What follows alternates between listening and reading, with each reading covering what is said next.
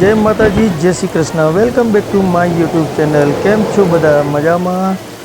तो अमारे त्यां ચોમાસાની શરૂઆત થઈ ચૂકી છે અને વરસાદ વરસી રહ્યો છે સતત 1.5 કલાકથી।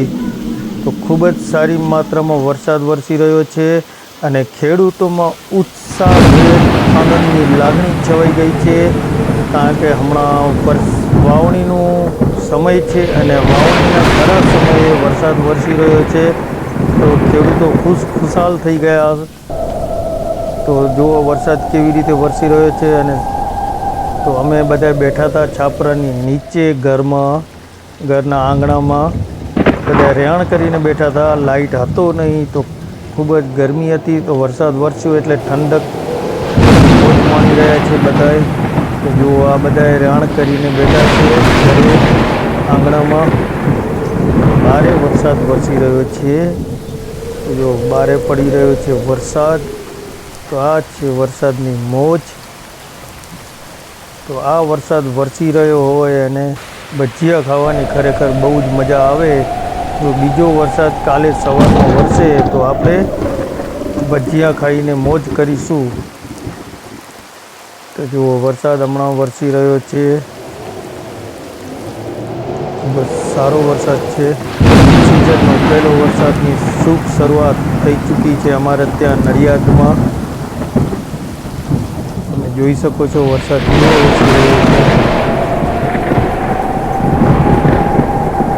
વરસાદ પડે તો ખેડૂતો ખુશ હોય તો આપણે બધાય ખુશ થઈ જઈએ। તો સતત બીજે દિવસે પણ બપોર પછી 5 વાગ્યાથી કરીને 6:30 પોણા 7 વાગ્યા સુધી ખૂબ જ સારી માત્રામાં વરસાદની શરૂઆત થઈ ચૂકી હતી। તો આજે આપણે ઘરે જઈને ભજીયા બનાવવાના છે પાકા એ નક્કી, કારણ કે ખૂબ જ સારો એવો વરસાદ વરસી રહ્યો છે। તો જુઓ તમે, આપણે હતા કારખાને ને વરસાદ ફૂલ એકદમ જ ચાલુ થઈ ગયો। જો કેવો મસ્ત સરસ વરસાદ વરસી રહ્યો છે, બહુ જ મજાનો વરસાદ। સારી માત્રામાં બીજે દિવસે બપોર પછી પણ સારો વરસાદ એવો પડ્યો।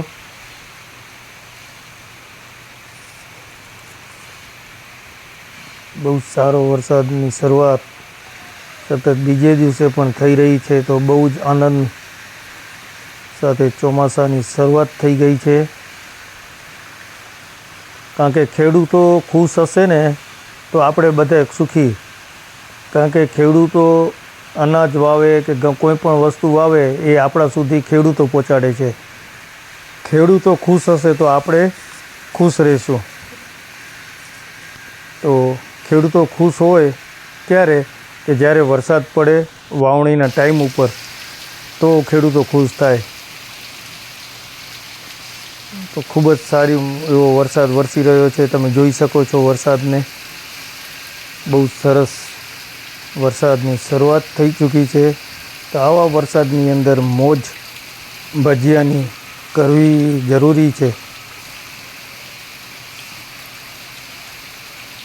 જો કેટલો સરસ વરસાદ, આ નવું હમણાં પુરાણ કર્યું તેમ છતાં પાણી ભરાઈ ગયું છે। ખૂબ જ સારો એવો વરસાદ પડી રહ્યો છે। લાઇટ છે મિલે એટલે કામ પણ ચાલુ જ છે। તો આપણે પહોંચી ગયા છીએ હવે ઘરે અને આપણે બનાવ્યા છે બટાકા વડા।